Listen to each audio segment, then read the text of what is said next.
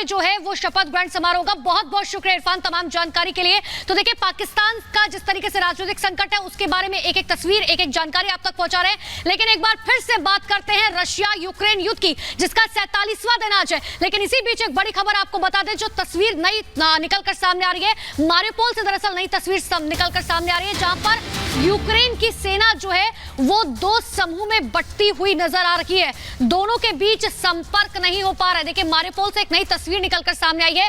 दरअसल यूक्रेनी सेना जो है वो दो समूहों में बंटी हुई है और दोनों के बीच में संपर्क नहीं हो पा रहा है। इससे जो है स्थिति देखिए और भी ज्यादा खराब बनेगी, क्योंकि जाहिर सी बात है, अगर दो समूहों में यूक्रेनी सेना बंट गई है और जिनके बीच में संपर्क नहीं हो पा रहा है, तो ऐसे में रशिया की सेना से डटकर किस तरीके से सामना किया जाएगा, यह सबसे बड़ा सवाल है।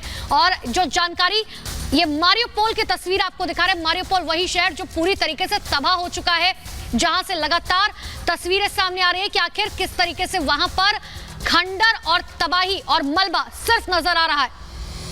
और वहीं की तस्वीरें मारियोपोल की आपको दिखा रहे हैं, जहां यूक्रेनी सेना दो समूहों में बटी हुई नजर आ रही है, दोनों के बीच संपर्क नहीं हो पा रहा है। और एक और बड़ी खबर के लिए सीधे लिए चलते हैं आपको हमारी सहयोगी अनामिका के पास।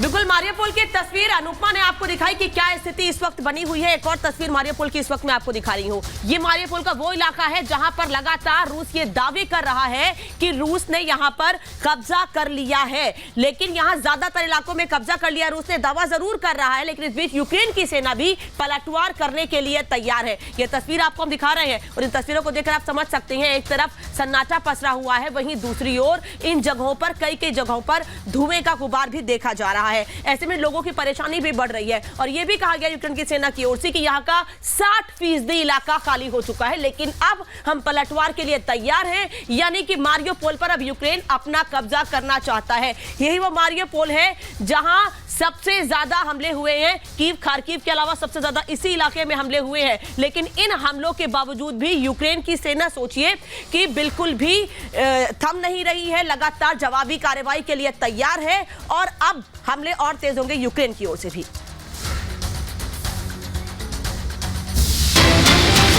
और बड़ी खबर